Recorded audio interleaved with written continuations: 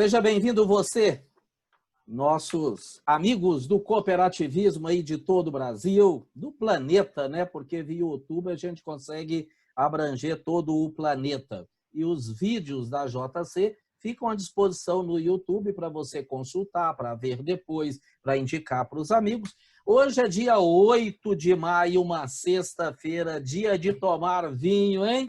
Nós estaremos aqui conversando com Mário Morishita, um dos maiores conhecedores de crédito do Brasil. E justamente para a gente ter uma ideia, porque nós vamos falar de crédito, da conjuntura brasileira e internacional, que ele é grande entendedor, né, dá aula disso, ministra aulas. Então, mas para a gente chegar lá, nós vamos pedir primeiro para o Morishita se apresentar. Apesar de ser muito conhecido, muitos de vocês que vão ver o vídeo provavelmente já ouviram falar dele, mas é sempre bom quando a gente entra numa prosa que quem está chegando se apresente, não é isso? Então, Morishita, seja muito bem-vindo, né? Muito bom estar aqui com você. E, por favor, quem é Morishita? Opa! Bom, primeiramente eu quero fazer os meus agradecimentos, honrado com o convite do meu amigo José Carlos, eu acho que é o mestre do cooperativismo, me espelho nele e aprendo muito com o mestre José Carlos Assunção e muito honrado de bater um papo sobre cooperativismo, sobre o cenário que nós estamos vivendo. Bom, Mário Morishita, sou natural de Glória de Dourados, Mato Grosso do Sul, aonde eu estou agora, neste momento, né? Saí com 18 anos aqui da cidade, que tem aproximadamente 14, 15 mil habitantes, né? Para procurar estudos em centros avançados. Portanto, são 45 anos que eu resido em São Paulo, na capital. Minha formação acadêmica, administração de empresas, depois direito, depois pós-graduação, especialização em finanças, sempre na área de finanças. E desenvolvi uma carreira profissional, né? Hoje é a maior instituição financeira da América Latina, o Banco Itaú Unibanco, e fui executivo de crédito e cobrança dessa instituição há 30 anos, e há 11 anos nós atuamos com a nossa consultoria e desenvolvemos também uma vida acadêmica, são 25 anos como professor de faculdade, e atualmente, nos últimos 5, 6 anos, professor de pós-graduação em MBA, em 2 escolas, né, renomadas de São Paulo. Então, isso brevemente. E atuo também como consultor da Febraban, na cadeira de crédito, cobrança e recuperação de crédito, e consultor da Serasa Experian para ministrar treinamentos e consultorias para o mercado financeiro e empresarial. Então, um pouco do meu histórico. Professor, você entrou numa instituição financeira, em que cargo? Iniciei no Banco Itaú em novembro de 1980 como escriturário, né? E foram a mais de 14 níveis hierárquicos até chegar ao nível de superintendência, né? Superintendente. E de lá, o próximo cargo é a diretoria, né? Que é cargo estatutário.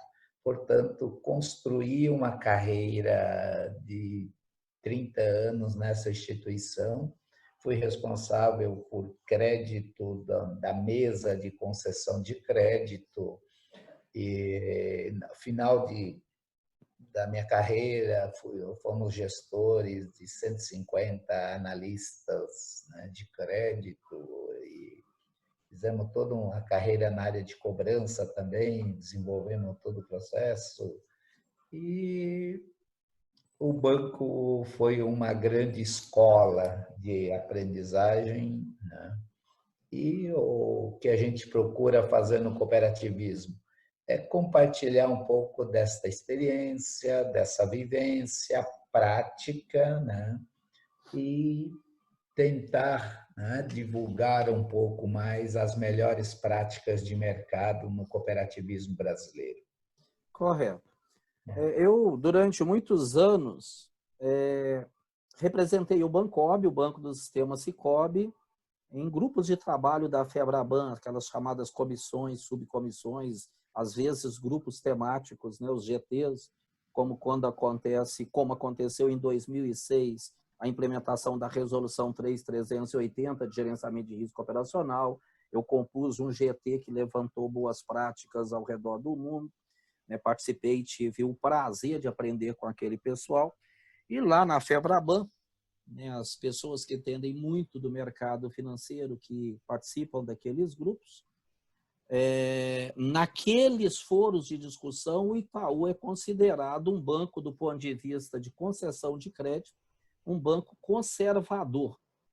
Você concorda com essa percepção? Sim, é uma instituição extremamente sólida e conservadora, principalmente na gestão de riscos, né? Ou seja, os controles são muito rigorosos, um banco altamente tecnológico, né? Nós não tínhamos papel circulando, tudo via sistema, né? Então, nossos analistas não manuseavam papel, ou pastas, arquivos, era tudo no sistema. Então, é um banco que investiu muito em tecnologia desde o início do banco, as fusões que o Itaú teve, né, bancos públicos, os leilões de bancos públicos, bancos na América Latina. Então, o Itaú hoje demonstra essa solidez, né, de capital, de liquidez e, principalmente, o principal ativo, que é a parte de gestão de pessoas dessa instituição, com tecnologia e processos muito bem azeitados. Acho que esse é o grande segredo. Legal. Professor Morishita, o senhor já está atuando e de uma forma muito contundente e competente, até porque a tua fama o precede, né? Todas as vezes que a gente vai falar do profissional Morishita, e eu vou dizer agora do cooperativismo, o senhor é reconhecido pelos trabalhos que tem prestado ao cooperativismo, especialmente o de crédito no Brasil. Ou seja, conhece muito bem, trabalha concreto e governança com os líderes, os dirigentes de cooperativa. Eu te fiz a primeira pergunta, o Itaú é um banco do ponto de vista de política de crédito, e o senhor disse dos riscos de maneira geral conservador. Qual a sua percepção com relação às cooperativas de crédito do Brasil, dentro, logicamente, do âmbito do seu conhecimento? Elas se enquadrariam como conservadoras? Bom, excelente esta pergunta, e para te responder assim com muita tranquilidade, né? O cooperativismo de crédito no Brasil é uma realidade e, junto com as cooperativas de crédito, nós estamos verificando o crescimento das fintechs no mercado de crédito. Então, hoje, o cooperativismo veio para ficar e ocupar o espaço que os bancos estão deixando, né? Principalmente quando o cooperativismo chega nas comunidades que as instituições financeiras não têm este acesso. Então, o que eu vejo hoje do cooperativismo de crédito no Brasil? E a gente viaja bastante, né, professor? José Carlos, já nos encontramos, né, em aeroportos, e o último nosso encontro foi no aeroporto de Ji-Paraná, em Rondônia, eu chegando, o professor embarcando. Então, a nossa vida de consultor no cooperativismo é isto, né? Percorrer este Brasil todo. E eu vejo assim que as cooperativas de crédito estão no nível, né, de avançar, né, avançado para a sua profissionalização, para as suas capacitações, para as suas certificações. A gente tem visto, né, que para ter um cooperativismo de crédito sólido, nós precisamos de ter pessoas capacitadas, né, formadas, e que possam compartilhar dessa técnica com a prática do cooperativismo. Acho que é isso que eu vejo muito hoje. Legal. Com a sua experiência com, né, as consultorias, trabalhos como instrutor, com os nossos dirigentes do Sistema Nacional de Crédito Cooperativo, o que o senhor pontuaria hoje? Até faço acrescento algo mais na pergunta. Inegavelmente, as cooperativas de crédito pelo mundo e no Brasil, de uma maneira especial, têm se mostrado entidades que atuam de maneira contracíclica. Como que é isso? A economia é cíclica, ou ela está crescendo, se desenvolvendo, ou em alguns momentos ela começa a ter problemas e tende a ir diminuindo. Quando você está numa economia em crescimento, você tem um ciclo de crescimento, e se houver o contrário, você tem um ciclo contrário, né, de diminuição, de contração, etc. É mais do que conhecido, isso está provado nas crises anteriores aí, e mais uma vez me parece que isso, nesse momento, é comprovado. À medida que os bancos se tornam muito rigorosos em crédito, as cooperativas, e muitas vezes, inclusive, fechando as suas carteiras, é muito comum isso acontecer no mercado financeiro, as cooperativas tendem a não fechar a carteira. E quando elas não fecham a carteira e continuam emprestando, elas acabam sendo alavanca para fazer a economia rodar no momento em que a tendência da economia seria travar. Então, ela funciona como uma ferramenta contracíclica, o que é muito importante. No entanto, é muito perigoso adotar essa posição de contraciclicidade. Por exemplo, as cooperativas, nesse momento, as cooperativas de crédito, apoiando de maneira muito substancial os seus cooperados, os empresários. Mas quais os grandes riscos e de que forma administrar? Eu diria o seguinte, uns 2, 3 riscos, ou 2, 3 preocupações que o professor Morishita diria para os conselheiros das cooperativas. Cuidado com isso. E em seguida dizer, ao ter cuidado com isso, o melhor jeito de ter cuidado seria caminhar por aqui. Quais seriam as suas orientações, professor? Excelente, professor. É assim, o que eu vejo, né, dentro do cooperativismo brasileiro, e a gente tem divulgado e tentado transmitir isso nos nossos treinamentos presenciais e nas consultorias, que é a governança corporativa, para mim, é o ponto fundamental. E a governança corporativa inicia no conselho de administração. Eu acho que hoje eu vejo assim que é um momento das cooperativas nesta crise, nessa pandemia, que é uma crise alarmante para o mundo inteiro, não só para o Brasil, é uma crise diferente que nós estamos vivenciando. Então, mais do que nunca, as cooperativas que tenham a governança corporativa bem solidificado não vai sofrer tanto como as que não as tinha, né? E eu vejo assim, o que é dentro da governança? O preparo dos nossos conselheiros, né? E também verificar que as cooperativas, nesse momento de crise, têm alguns pilares que são fundamentais com tecnologia, né? No passado a gente falava muito de internet bank, mas hoje já não é só internet bank. Então, essa evolução tecnológica no cooperativismo tem avançado muito, mas é um outro ponto que a gente poderíamos pontuar como sendo fundamental.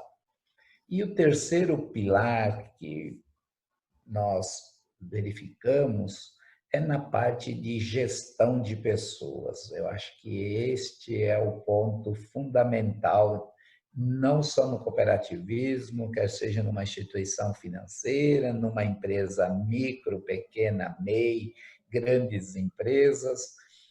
A parte de relações interpessoais, a parte de recursos humanos, vejo isso assim de fundamental importância, né, para a sustentação, né, da cooperativa, da perenidade das cooperativas de crédito. E aí, sobre esse ponto de recursos humanos, o professor tem atuado bastante em sala de aula, verificamos que tem muita coisa a serem feitas, né? Acho que tem vários modelos, né, de treinamento, e essa conversa que nós estamos tendo, né, nós temos que trazer isto para a sala de aula também, mas tudo online, né? Não é porque nós estamos vivendo uma crise que tem que interromper as capacitações, os aperfeiçoamentos e as formações.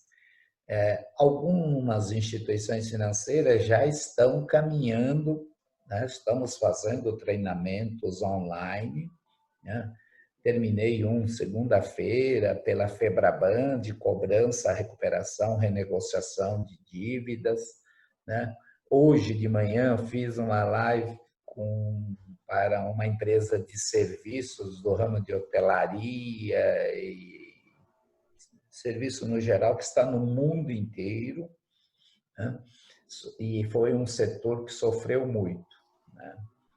E esta crise da pandemia nas cooperativas, nós temos que entender cada um dos cooperados. Tá? O que é entender cada um dos cooperados?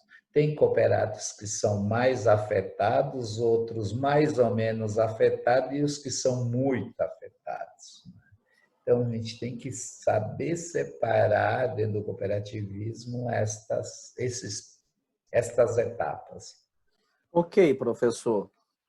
Do ponto de vista objetivo, o senhor acaba de citar que é muito importante investir em formação de pessoas, inegavelmente. Eu tenho acompanhado, né, as cooperativas de crédito atuando em singular, um pouco tempo mais em central, no próprio banco cooperativo, onde eu exerci funções de gestão, e depois na confederação de um dos sistemas cooperativistas brasileiros, que é o sistema Sicoob.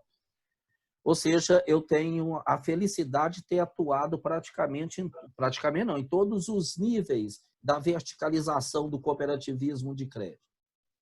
E percebi desde 1992, quando eu coloquei os pés pela primeira vez dentro de uma cooperativa de crédito, para atuar profissionalmente com aquela cooperativa, e a partir daí acompanhando, eu sou testemunha, né, viva de como que os nossos dirigentes de cooperativas, que lá no início, eu vou falar no começo da década de 1990, a grande maioria, especialmente na região da qual eu venho, que é interior de Minas Gerais, eram pessoas, produtores rurais, a grande maioria, que não entendiam nada do mercado financeiro e vieram somar-se ao cooperativismo de crédito muito em função da sua grandeza humana de ajudar, né? Porque se fosse depender de conhecimento de mercado financeiro, aquele pessoal naquele momento não tinha nenhum. E piorava ainda, porque naquela ocasião o nível de governança exigido não era só de cooperativa. Você é um professor e sabe muito bem que a governança passa a ser extremamente mais exigida no Brasil, inclusive em sociedades anônimas, a partir da década de 1990, com uma série de reformulações de leis, de boas práticas do sistema financeiro. E esse pessoal veio trabalhando e com um agravante. Como não tinha a separação entre diretoria executiva ou gestão executiva e o nível estratégico ou conselho de administração, muitos produtores rurais que eram bons naquilo que fazia lá dentro da sua propriedade rural passar a exercer funções executivas numa cooperativa de crédito. Quando eu olho para trás, muitas pessoas batem nisso, eu sou muito de dizer, a gente tem que bater a palma para esse pessoal. Esse pessoal foi bom demais. E muitos, inclusive, pagaram um preço alto. Hoje, mesmo precisando melhorar, eles evoluíram. Né? Precisa melhorar? Vão precisar melhorar eternamente. Do ponto de vista objetivo, né, para os conselheiros que vão estar conosco, interagindo a partir desse instrumento de comunicação, né, que é um vídeo, de maneira objetiva, o que você diria para o conselheiro ou conselheira de administração que precisa acompanhar o gestor executivo, os diretores? Quais as principais preocupações que um conselheiro tem que ter em relação a crédito dentro de uma instituição financeira, Maurício? Excelente, professor Zé Carlos. Assim, para mim, hoje, a maior preocupação, né, do momento que nós estamos vivenciando é o realinhamento do planejamento estratégico que foram feitos nas cooperativas para 2020. Acho que qualquer planejamento estratégico fechado no ano passado não contemplava uma pandemia, esse coronavírus da forma brutal que foi a afetação da saúde física e também da saúde financeira, né, das pessoas, dos cooperados, da sociedade, das empresas. Então, primeiro ponto que eu vejo é revisão urgente, né, do planejamento estratégico. Acho que esse é o principal ponto, né? Outro ponto que é fundamental para os senhores conselheiros, ver que o cenário econômico mudou muito. E esta semana nós tivemos uma mudança brusca na economia, que a taxa Selic de 3,75, nós, como consultores, estávamos trabalhando com uma queda de 0,5%. E foi de 0,75%. Portanto, 3% de Selic no Brasil é uma economia um país de primeiro mundo. Nós estamos chegando, né, a ter taxas de juros negativos. Então, os conselhos de administração têm que se posicionar rapidamente para esta Selic de 3%. Por quê? Os ganhos financeiros com a centralização de caixa minguou, ou seja, nós vamos ter que pagar para manter um dinheiro, né, numa cooperativa ou numa instituição financeira, porque a tributação é muito grande no Brasil. Tá? Então, hoje, esse viés de taxas de juros, a Selic, eu acho primordial, né? E outro ponto que eu acho assim fundamental para os conselhos, né, é procurar, né, dar independência para a diretoria executiva. Eu vejo muitas interferências na execução, ou seja, na diretoria executiva. E cada estrutura de cooperativa precisa ser bem clarificado esta separação. Qual é o papel do conselho e dos conselheiros e qual é o principal papel do corpo executivo que toca operacionalmente a cooperativa no seu dia a dia. Eu já presenciei situações que um cooperado foi reclamar para um conselheiro e o conselheiro falando, olha, fala com o presidente. Mas para aí, ele é conselheiro, ele não pode jogar a bola para o presidente. Ele tem que tomar pé da situação e ver qual é a melhor solução. Então, ainda existe, né, essa desinformação, se eu posso chamar isso como desinformação, mas entender qual é o papel primordial do conselho de administração, do conselho fiscal, por que ele está no conselho. E hoje o conselho de administração, para mim, é fundamental, porque é onde o conselho tem que saber aonde estamos e aonde queremos chegar. Eu acho que esse é o principal papel do conselho, né? E o que a gente vê? Delegações de alçada para conselho aprovar, acho que não cabe conselho de administração ficar aprovando crédito. Acho que tem esses viés dentro do processo de crédito, né, que a gente tem que repensar realmente quais são os papéis de cada um, né? Se o diretor executivo está no cargo, ele tem que ter competência, capacidade para gerir a cooperativa, né? Ter um processo de contratação, ver quem perfil de quem está trabalhando, os colaboradores que estão na cooperativa. Isso é papel executivo. E a diretoria executiva faz o quê? Presta conta dos trabalhos que estão sendo feitos para o conselho. Então, eu acho que esta separação eu vejo como primordial aí para os nossos conselheiros que estão nos assistindo. Correto. Pela sua fala, eu estou deduzindo ou inferindo que o professor Morishita não recomenda uma prática que ainda é muito comum nas cooperativas de crédito, que é uma válvula de escape que tem nas políticas, dizendo que as exceções são analisadas pelo Conselho de Administração, por exemplo. O que o professor acha disso? Olha, este é o ponto mais importante dessa nossa, não só este ponto, vários pontos, mas esse eu gostaria assim de me ater um pouco mais. Okay. Por quê? O papel do conselho de administração é aprovar a política de crédito. E não só a política de crédito. O que a gente tem visto nas cooperativas, que existe uma política de crédito que uma copia da outra e fala, olha, eu tenho uma política de crédito. Isso não é política, sabe? E as pessoas confundem política com normativos, com manuais. É coisas distintas. Manual é uma coisa, política é outra, né? Da mesma forma, quando a gente fala de política de crédito de alçada, tem que estar muito clarificado dentro da política. De quem é a alçada de decisão de crédito? Portanto, riscos.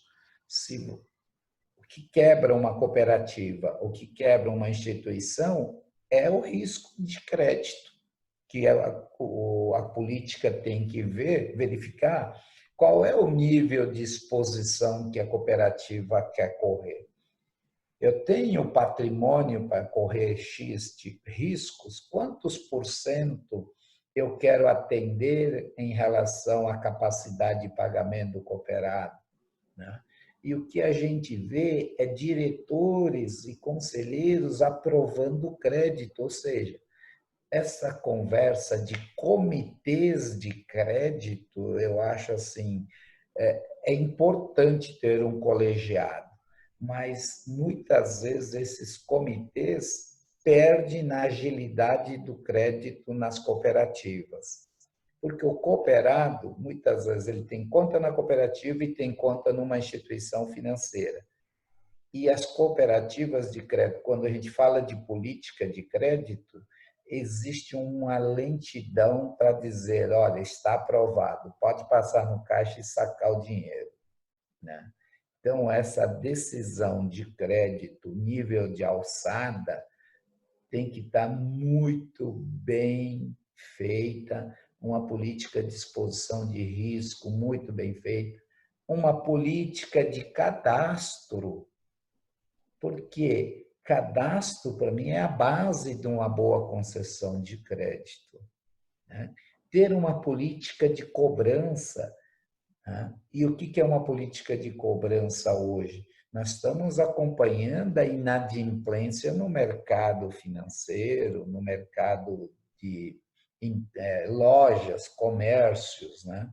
E os bancos já saíram à frente.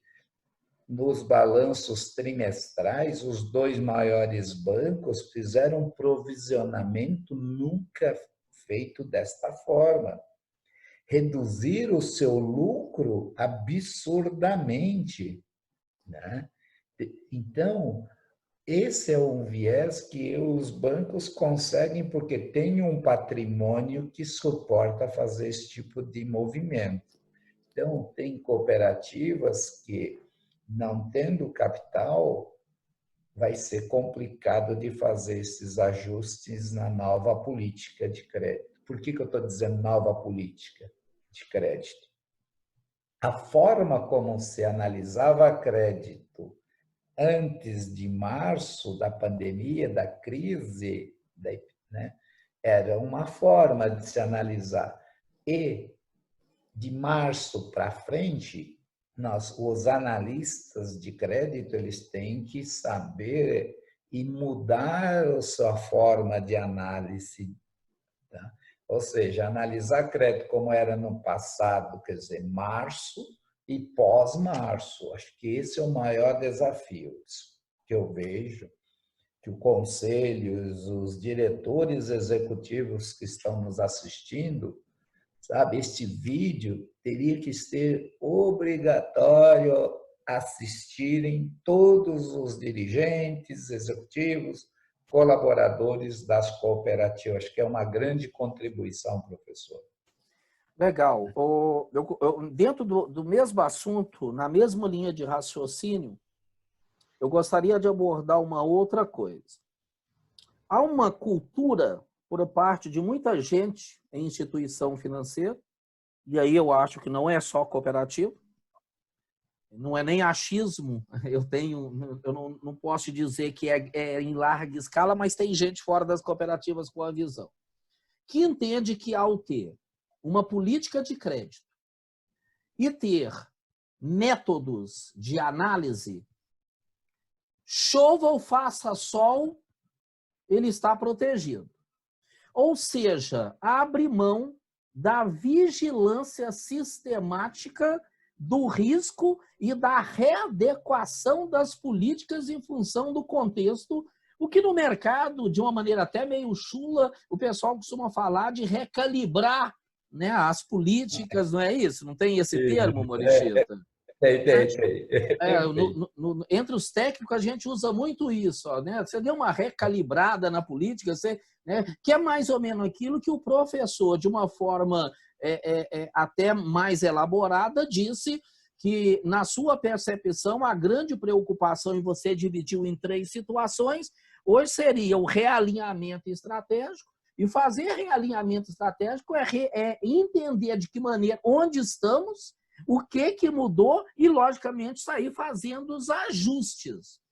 Como não há uma cultura de recalibragem, eu entendo que o pessoal de gestão e de atendimento acaba ficando perdido, Morichita.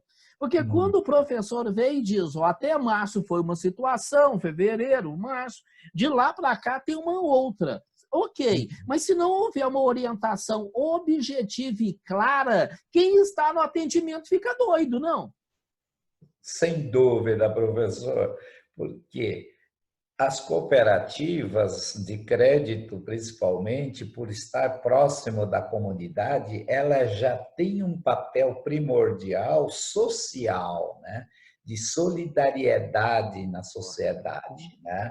Agora, não é com isto que a gente tem que flexibilizar a técnica da análise de crédito diante desse novo cenário, né? Então, o que a gente vê? Que todos os executivos, conselheiros, colaboradores, quem está envolvido no processo, né? Área comercial das cooperativas é primordial hoje. Os gerentes de PAs, gerente de agências, são nomenclaturas que cada sistema tem, né, no mercado, mas este realinhamento, combinar a nova regra do jogo com a área comercial, com os analistas, com a área técnica, com a área de riscos e ver, né, aonde é que nós temos que melhorar a gestão de riscos. E para dar exemplo disso, eu diria assim, como exemplo, uma torneira com água, torneira de água. Sim. Né? O mercado está bombando, nós estamos vivendo este cenário em 2019, começo de 18 e 19, as cooperativas crescendo a carteira de crédito até mais do que bancos. Muito sabe? mais. Muito mais. Então, o cooperativismo se tornou uma realidade. E quem sabe o meu sonho de consumo um dia é nós termos cooperativas de crédito como na França, como a Crédit Agricole, como a maior instituição financeira na França, né? Por exemplo, na Europa, outro país, a Holanda, o Rabobank, ou seja, Alemanha. na Alemanha, são cooperativas de crédito que se tornou, né, o ícone do sistema financeiro como um todo. Né? Então, o que eu vejo de tudo isso? Nós precisamos, sim, abrir a torneira na hora certa e saber fechar a torneira na hora e no momento correto. Tá? E o que o mercado está fazendo diante dessa crise?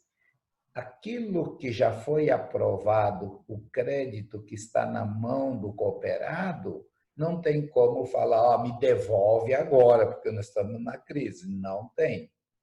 E também, a inadimplência vai aumentar, tanto no cooperativismo como nos bancos e nas fintechs também. Nós temos que estar preparados até que nível de inadimplência a sua cooperativa suporta. Tá? Ou seja, inadimplência acima de 90 dias, qual é o nível? E, tecnicamente, né, nos nossos trabalhos de treinamento presencial e sala de aula, eu venho falando assim há muitos anos, a inadimplência de 90 dias nas cooperativas não pode ser acima de 1, no máximo 1,2. E estas são algumas cooperativas têm esse indicador até abaixo. Tá? Sim. Parabéns pela gestão de risco dessas cooperativas. Então, o que ocorre? Essas cooperativas vão sofrer menos na crise. E aquelas que estavam com uma inadimplência de 5, 7, 8, 10, tá? Essas cooperativas vão ter um momento mais lento para se recuperar desse cenário. Tá? Então, tudo tem. Quem estava fazendo o dever de casa, parabéns para os conselheiros, para o presidente, para os dirigentes, parabéns. Agora, e as que não estavam fazendo o seu dever de casa? E nós somos pegos no meio de uma tempestade. Só que esta tempestade, nós não sabemos até quando e quanto vai durar isto. Sabe? Então, acho que esse é um ponto que eu gostaria de deixar para a reflexão. Legal. Ontem eu vi durante pouco tempo, eu estava numa atividade, mas consegui dar uma olhada rápida numa live, né, num bate-papo que o Enio estava tendo na internet. Ele e o Ademir, que é um dos dirigentes aí do cooperativismo de crédito brasileiro. E uma das coisas colocadas no bate-papo, e que o professor Morishita já trouxe à nossa conversa, e é um ponto essencial para a gente entender cooperativa, é a questão do social, que o Enio ontem trouxe, né, com o nome de solidariedade, e que no momento de pandemia, o professor Morishita também já trouxe aqui a nossa conversa, no momento de pandemia, com a economia em alguns setores paralisada, uma cooperativa de crédito que trabalha com dinheiro com seus cooperados, logicamente, ela tem que ser solidária. A questão é, também ela é responsável por uma outra coisa, que é o quinto princípio cooperativista, que é a educação. A cooperativa de crédito, assim como qualquer cooperativa, mas a cooperativa de crédito especialmente, ela é responsável pela educação financeira do cooperado. Eu costumo dizer que tem 3 educações que a cooperativa é responsável, a cooperativa de crédito. A educação financeira, a educação em cooperativismo e a educação em democracia. Esses 3, a cooperativa tem que trabalhar. Eu queria que você falasse um pouco para as pessoas que estão na frente, atendentes, técnicos, gerentes, diretores, e para os conselheiros de administração. Nós, seres humanos, temos muita dificuldade, Morichita, quando a gente coloca sentimento na coisa de trabalhar a razão. Você pensar em fluxo de caixa, quanto vai entrar ou não vai entrar, é algo muito ligado ao quantitativo, ao racional. E quando eu sento com alguém que é o cooperado da cooperativa, ele diz que está com dificuldade com os empregados da empresa dele, ou às vezes até em casa, o meu lado humano fala muito forte. Do ponto de vista da condução do crédito, Morichita, como orientar uma equipe ou como quem está nos ouvindo e precisa se orientar para trabalhar com o cooperado, quais são os drivers, os direcionadores que você recomendaria? Excelente, professor, mestre. Olha, eu diria o seguinte: a leitura da economia dentro das cooperativas são fundamentais. Tá? O que é essa leitura? Quando a gente fala de crise, eu procuro tirar a letra S e coloco a palavra CRIE.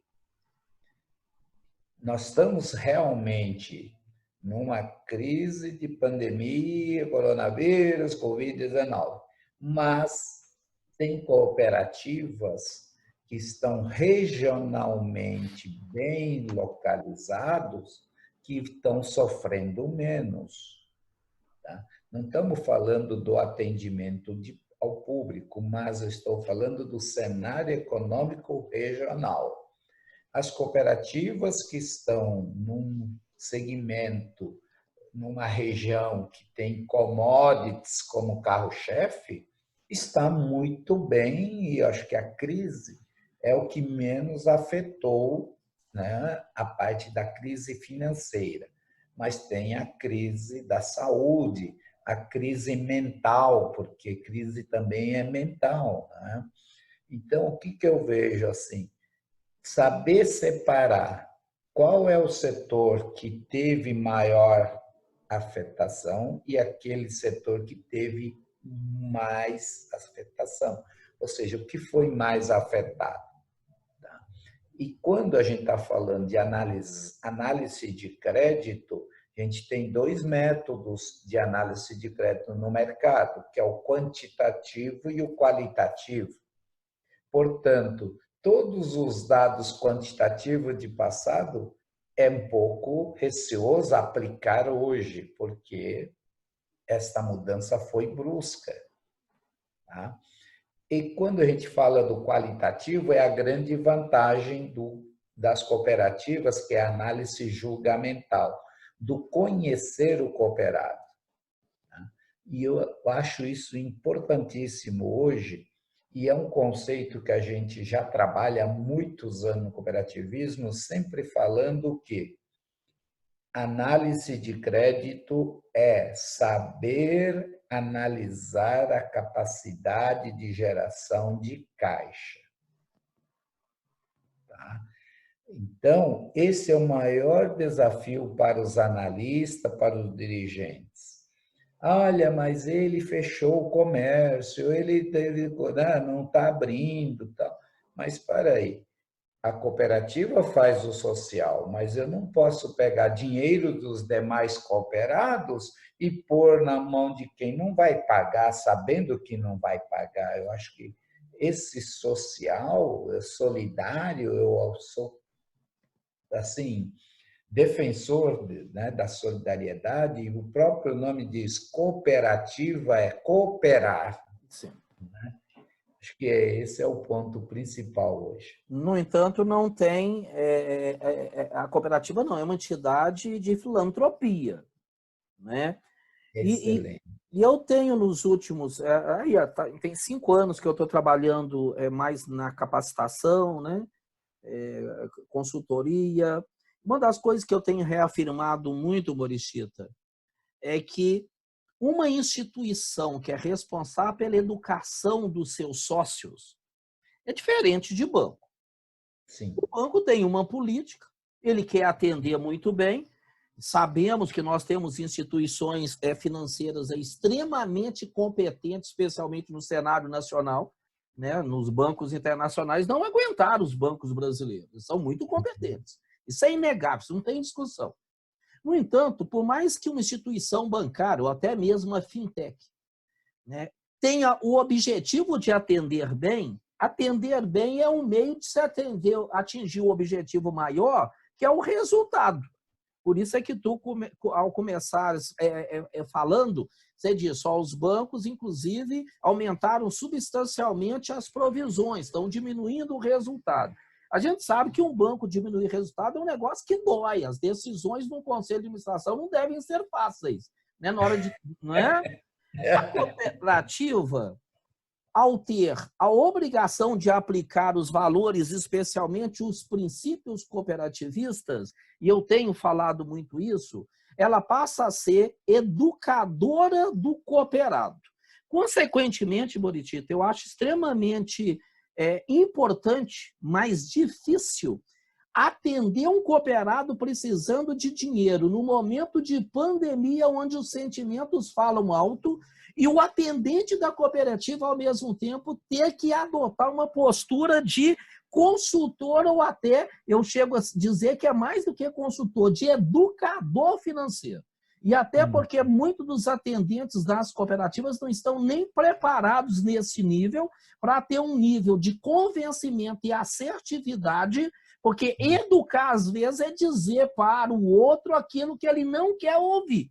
Né? É exato. Nessa situação, Morichita, de que forma que você, nos seus treinamentos, nas suas conversas com os dirigentes, tem orientado a condução das cooperativas na preparação dos atendentes? Professor José Carlos, assim, quem tem o maior contato com o cooperado são os atendentes, e muitas vezes eles acham que é o gerente da PA ou da agência. Inclusive, eu quero abrir um parêntese, eu sou contrário da palavra gerente nas cooperativas. Né? O cargo da pessoa que se chama gerente de PA, gerente de agência, gerente de relacionamento, gerente de conta, PF, PJ, tá? Deveria substituir a palavra gerente para consultor financeiro. Okay. Eu acho que o papel da cooperativa é diferente dos bancos, muito diferente. Portanto, a gente quer copiar a nomenclatura bancária, que, para mim, eu sou um dos maiores defensores, que a gente não pode querer copiar banco. Nós somos melhores do que os bancos. E diferentes. E a gente tem que saber fazer essa diferença. Tá? Então, os atendentes, né? Os caixas têm um papel primordial, sabe? Então, quando o cooperado vem pedir crédito, você tem que parar, pensar e falar o seguinte: escuta, senta aqui, vamos fazer um trabalho como psicólogo. O que você está devendo? Como você está devendo? Qual é a tua dívida? Em que produto que você está devendo? Você está devendo para terceiros, entre aspas, J? Você está devendo para banco? Você está devendo para FDIC? Você está devendo para quem? Vamos fazer aqui, bota na mesa. E nós vamos te dar uma linha apropriada para você se organizar ou se reorganizar financeiramente. Acho que esse é o trabalho social que a gente tem que saber fazer no cooperativismo, neste atual momento que nós estamos. E não é ficar igual o governo está fazendo, distribuindo R$600, R$1.200. Isso não é educação financeira, isso é paliativo. E eu sou contra fazer esse tipo de movimento paliativo. Acho que a gente tem que ter fazer um movimento consolidado, sustentável e perene. Acho que esta é uma mensagem que eu gostaria de compartilhar com os atendentes. O papel do caixa, para mim, fundamental, que muitas vezes o pessoal não tem a preocupação de capacitar os caixas. Certo. E eu vou também, né, como este vídeo vai ser assistido pelos conselheiros, dirigentes, colaboradores, muito de quem está como gerentes nas cooperativas, diretores, teve seu início de carreira como caixa. E dentro do nosso trabalho de capacitação, eu vejo uma ou outra cooperativa preocupado em capacitar e dar condições para que o caixa se desenvolva, né? E que um dia, quando for ter a oportunidade, estar preparado. Tá? Eu faço um trabalho conjunto aos caixas, não só na parte técnica de grafoscopia, documentoscopia. Tá? Aqui é a maior cooperativa do Brasil. Tá? Nós temos um processo de treinamento e capacitação para os caixas já há muitos anos, sabe? Desde como falar, de como se portar, como negociar, sabe? Como ele tem que se motivar, qual é a preocupação com a segurança da cooperativa, a segurança pessoal, ou seja, tudo isso é passado para os caixas, que quando ele for gerente, ele ou ser, né, o assistente já está preparado para este papel. Acho que esse é um desafio. Correto, Muricyto. Eu gostaria de ouvir a sua opinião também sobre uma situação.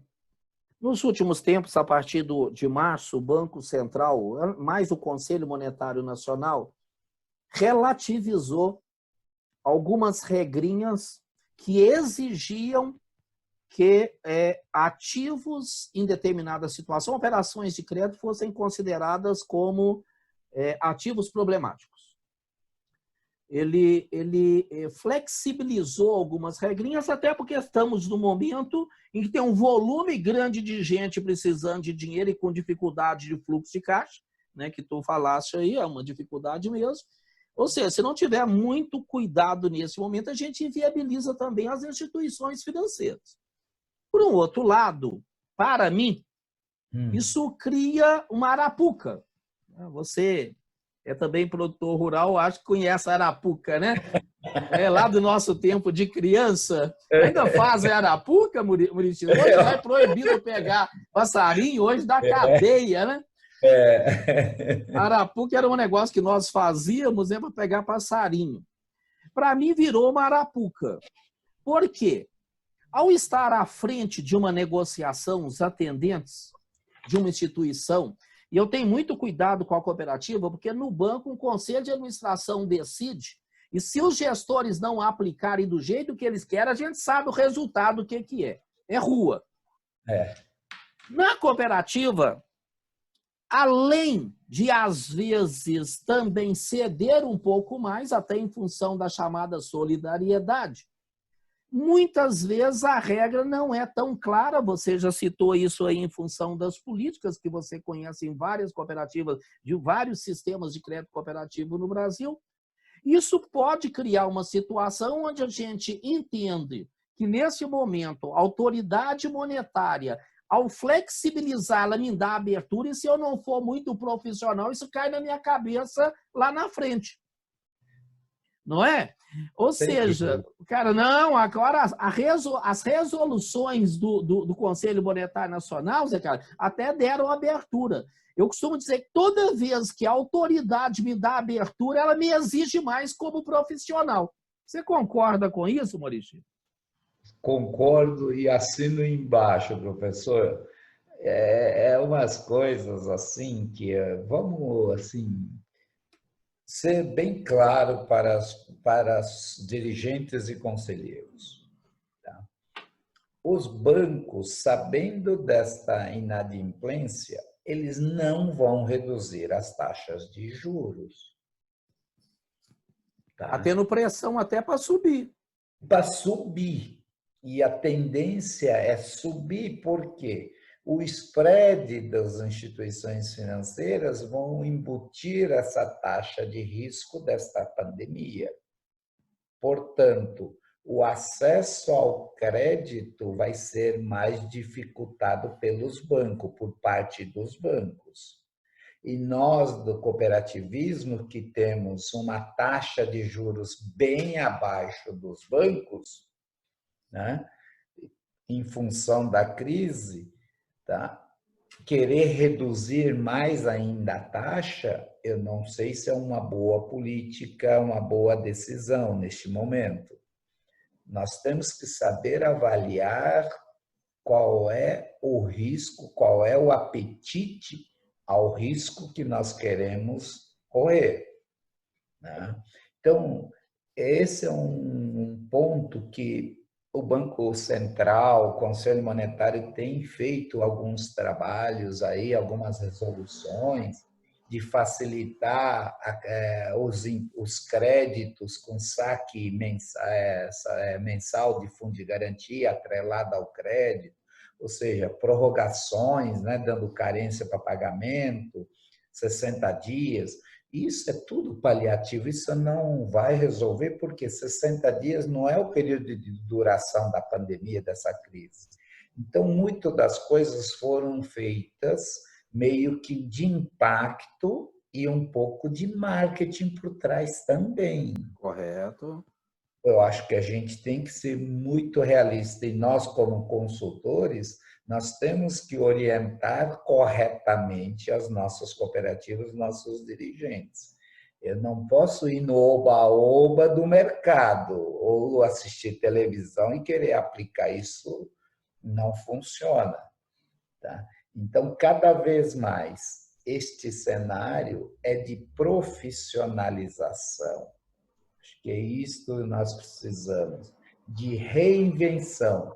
Até porque, para nós do cooperativismo, vai ser uma grande vantagem. Né?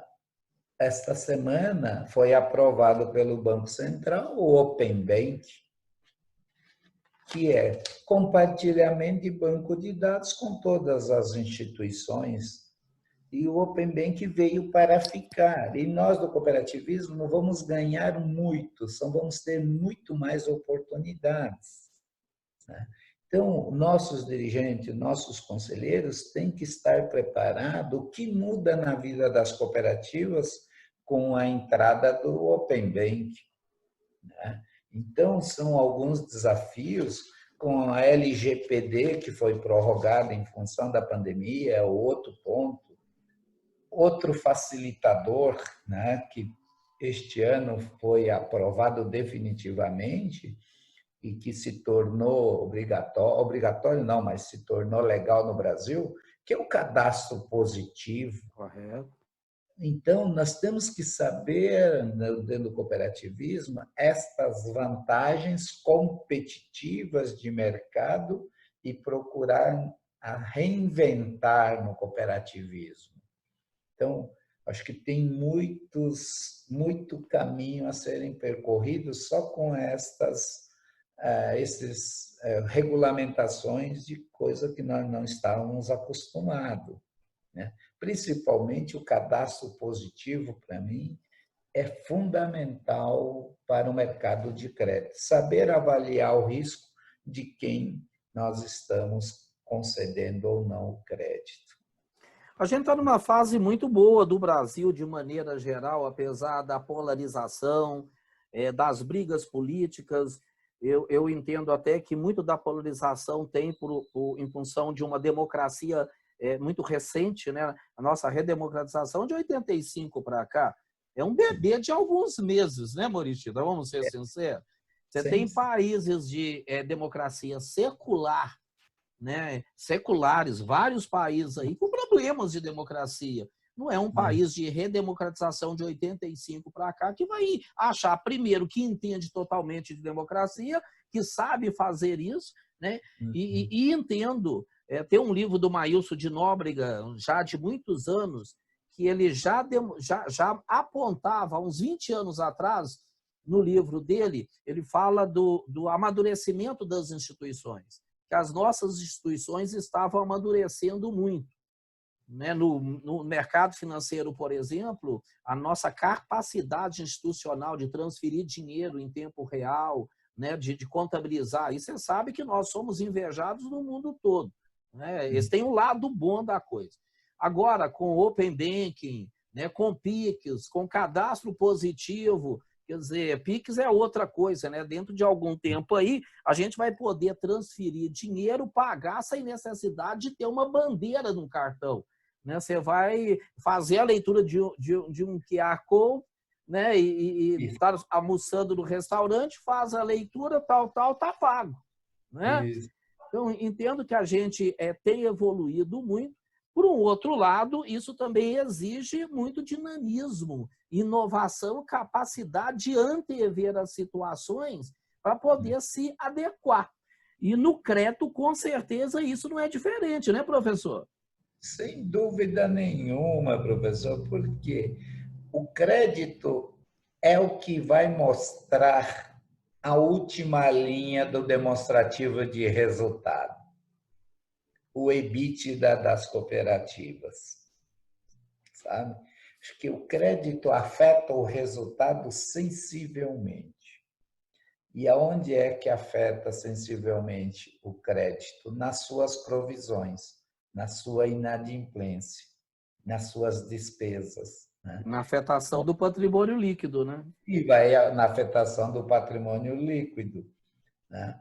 Que, inclusive, com esta redução, né, que os bancos fizeram, né, o índice da Basileia, acho que tem por trás também Basileia, coisa que a gente não trata muito sobre Basileia 3, né, sobre a alavancagem das cooperativas em relação à Basileia. Isso, para mim, tá, é fundamental que os conselheiros entendam de Basileia 3, né, que com esta redução e o ROI dos bancos caíram absurdamente. Foi, não sei se foi o Bradesco ou Itaú, o ROI de 11%, 11,2%. E com quanto que eles estavam trabalhando? Com 22, 23 de retorno sobre, né, o patrimônio, gente. Então, são coisas O assim... professor, eu vou te ser sincero, com o ROI de 22, 23, eu acho que só atividades ilícitas ter um negócio desse. E eu não estou aqui, logicamente, apontando o dedo. Né? Nós temos uma conjuntura, mas isso, do ponto de vista da condução das atividades econômicas, é desastroso, porque é uma transferência de recursos das atividades de produção, né? Não, professor? Eu estou te apertando um pouco, apesar que você é de banco, mas a gente tem que falar dessas coisas também, né?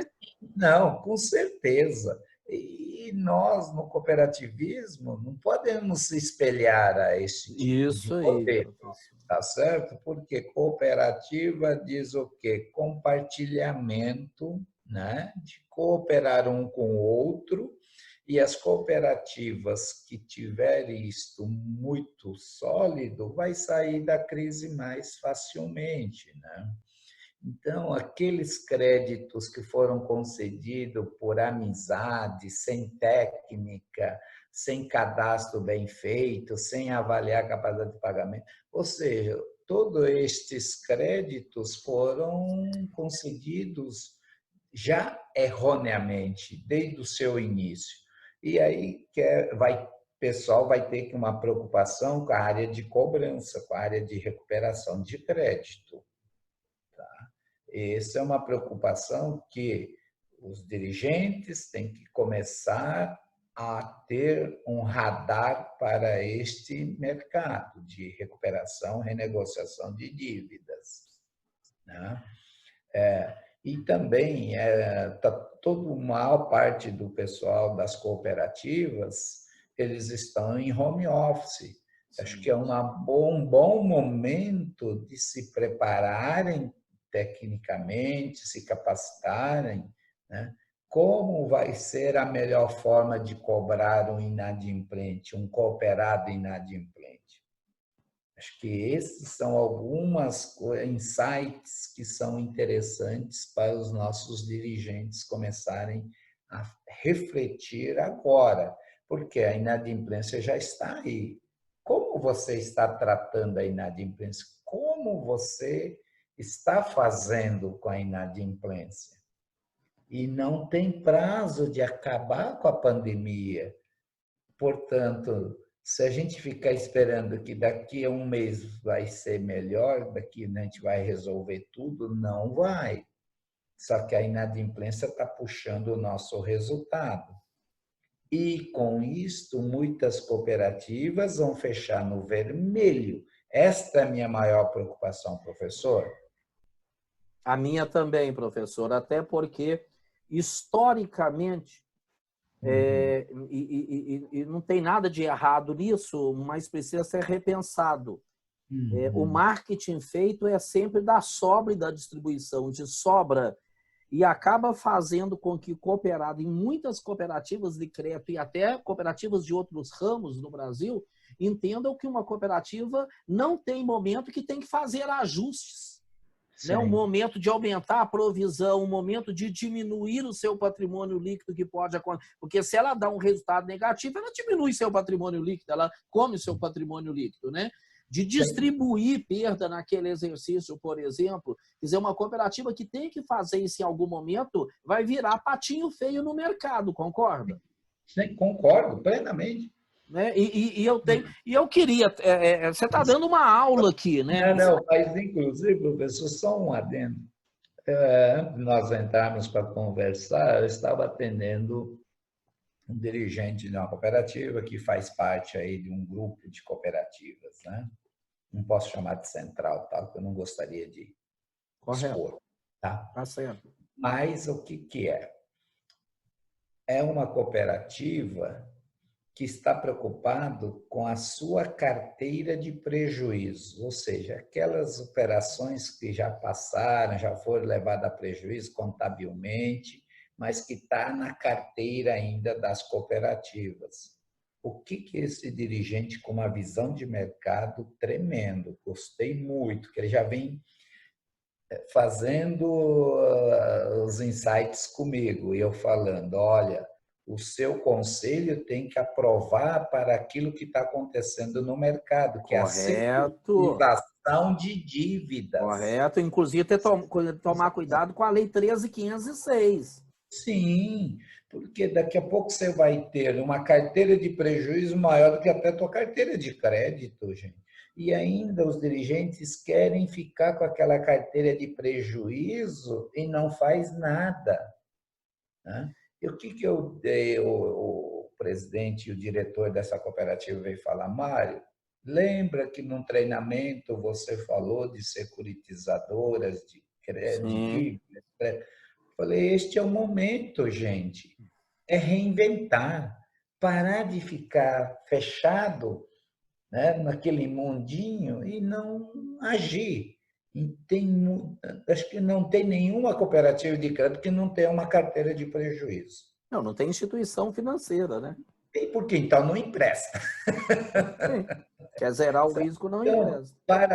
Para os conselheiros que estão nos assistindo, vamos mudar a nossa mentalidade, enxergar que a nossa carteira de prejuízo nós podemos fazer dinheiro e não ficar só culpando a crise. Então, essa é uma reinvenção, um redirecionamento. Né? E tomar muito cuidado no processo decisório para não caracterizar a situação em algum momento que beire, por exemplo, a gestão temerária, né, professor? Sem dúvida, esse é outro ponto tremendo, porque como é que você vai justificar, né, para o Banco Central E para os dizer, cooperados? né? Então, são algumas dicas, vamos chamar assim, né, para os conselhos, para os dirigentes, esta preocupação. E eu venho falando ao longo do tempo da securitização, inclusive eu tenho vários, né, empresas que fazem securitizações de dívidas e tem umas grandes cooperativas que estão indo muito bem, né? Ou seja, saíram na frente, mas quando tem outras cooperativas, não, meu conselho não aprova, o meu presidente É não. só fazer um trabalho técnico, fundamentado, embasado, né, Isso, revestido de tecnicidade, né? isso. E aí o que eu vejo é mudança de mindset também dos Ok. conselheiros, sabe? Não podemos ficar sentado em cima de uma carteira de prejuízo que eu posso fazer dinheiro com isso. Correto. Sabe? É um dinheiro que está lá parado, não está sendo remunerado e que eu não estou fazendo nada. Correto. Né? Então, tem muito dessas coisas ainda no cooperativismo que a gente, esse momento serve para fazer um alerta e deixar uma dica para os conselhos, né? Não se apegue a essa carteira de prejuízo. Vamos fazer dinheiro, vamos botar dinheiro para dentro da cooperativa. Acho que essa é uma dica. E saber emprestar com propriedade para não ter o problema lá na frente, né? Não, não foi, sem dúvida.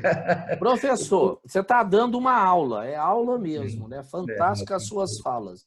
Eu queria que o senhor também deixasse algumas palavras, eu tenho recebido algumas mensagens de conselheiros e conselheiras fiscais que têm me perguntado o seguinte: ô José Carlos, que agora, né, tendo o Morishita aqui conosco, você é muito ícone para responder isso. Se você fosse conselheiro fiscal numa instituição financeira, numa cooperativa de crédito nesse momento, você iria direcionar a sua atenção para quê, Morishita? Conselheiro fiscal. Vamos lá. Primeiro, eu iria olhar com lupa todas as contas dos demonstrativos financeiros da cooperativa, com lupa. Tá? O que é com lupa? Olhar, né, aonde é que nós podemos melhorar nos processos e reduzir as nossas despesas. Ter uma fiscalização na administração, né, da vida da cooperativa. Acho que é um papel importante, que é diferente do conselho de administração. O conselheiro é eleito por uma, vamos falar assim, numa chapa, num grupo. Né? E o conselho fiscal, não, o conselho fiscal ele pode ser aleatório, independente de qual grupo. Então, o papel primordial hoje do conselheiro, né, do conselho fiscal, é fiscalizar e olhar os números com lupa, com detalhes e questionar. Por que eu estou gastando tanto aqui, tanto ali? Por que eu estou tendo uma empresa de prestação de serviço de segurança, eu pago tanto? Quanto de energia que eu estou gastando? Acho que tudo isso é um momento primordial do Conselho Fiscal olhar os números, fiscalizar esses números, né? E ver como a gente aprovou as prestações de conta do passado, hoje é diferente também. Então, acho que para o Conselho Fiscal, eu vejo assim que é importante ele fazer realmente qual é o papel dele dentro da cooperativa, sabe? E não ficar somente amém, amém, amém, e falar que está tudo bem, né? Ou seja, eu digo assim, né, inclusive sábado dia 16, eu vou fazer um trabalho. Como eu estou na minha cidade e tem uma cooperativa do Sistema Cressol. Só tem ela aqui na minha cidade, pequena.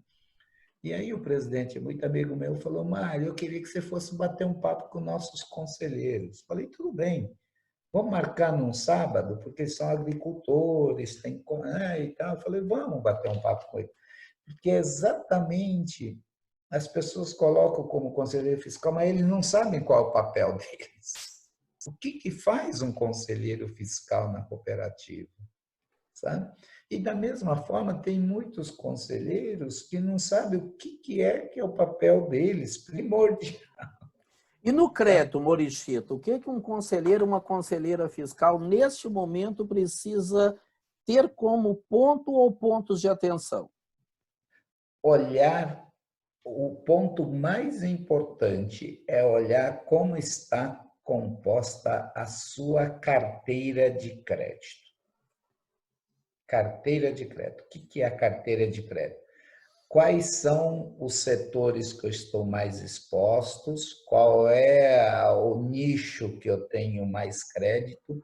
E um dos maiores problemas que eu vejo é a concentração de riscos. O que é isso? Se eu pegar os 10 maiores ou 20 maiores créditos numa cooperativa, isso representa 70%, 60% do total dos ativos da cooperativa.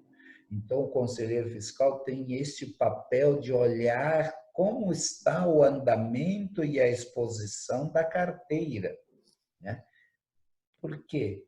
Não é possível que todo mundo concorde que 10 cooperados represente 60%, 70% do ativo de uma cooperativa, né? Isto é um ponto que eu venho me debatendo muito. Uma bomba relógio. É uma bomba relógio. E agora, com essa pandemia, talvez essa bomba relógio vai estourar em algumas cooperativas, certo? E aí, nós vamos ser muito realistas, né, professor? Pode ser um momento de aglutinação também, porque não dá para ter cooperativas deficitárias e ficar remando contra a maré. Então, eu acho que tudo isso leva a essa aglutinação, como o mercado financeiro, o mercado bancário fez isso já há uma década atrás, né? Se você pegar quem são os maiores bancos no Brasil, nós só temos 3 instituições, né? Sendo uma dessas 3 estrangeira e 2 instituições bancos públicos. Então, o mercado bancário financeiro ele teve esta consolidação. Talvez este é um momento também do cooperativismo começar a olhar isso. Então, o papel do conselheiro fiscal, para mim, é primordial na fiscalização, na administração da cooperativa, professor. Muito bom. Gente, com certeza a gente poderia ficar aqui 2, 3, 4 horas tendo aula com o professor Morichito. No entanto, também é bom deixar um gostinho de quero mais para uma próxima oportunidade, né, para outras conversas. Agradecemos muito a você que está conosco, né? Nós estamos gravando isso no dia 20 de maio, nós estamos gravando o vídeo no dia 20 de maio de 2020, em plena pandemia. Então, o professor está fazendo muita menção a um momento de crise.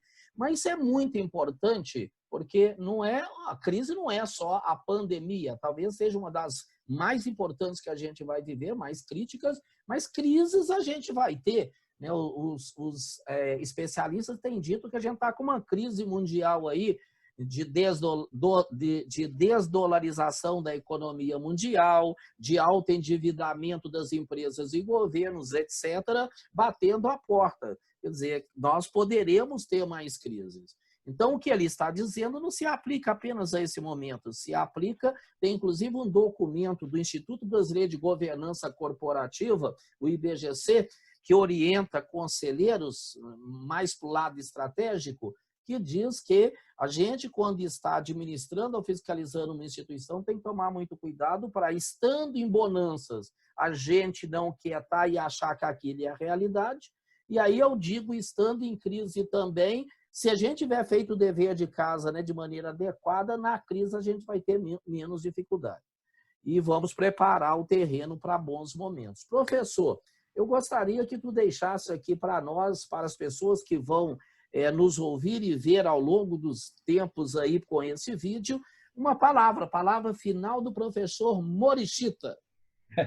Bom, eu sou defensor do cooperativismo, eu acredito no cooperativismo de crédito e vejo assim que nós temos um caminho longo a percorrer, né? E tudo que a gente conversou nesse bate-papo com o professor Zé Carlos, acho que serve para a gente pensar um pouco, fazer esta reflexão. E como é que a gente tem que pensar o cooperativismo de futuro, né? Pensar estrategicamente, pensar na educação dos nossos cooperados, pensar na capacitação dos nossos colaboradores, dirigentes e conselheiros, que a gente falou bastante sobre isso, respeito com todos, eu acho que isso também é fundamental, ética nos negócios, tanto na relação cooperado-cooperativa, acho que esse também é um ponto que eu acho importante a gente ter em mente, principalmente o conselho de administração tem que cobrar dos seus dirigentes essa parte de ética nos negócios, né? E esse momento que nós estamos vivendo, eu diria para vocês, é um momento de solidariedade e cooperação. Então, acho que essa é uma mensagem de falar, sou otimista, isto vai passar.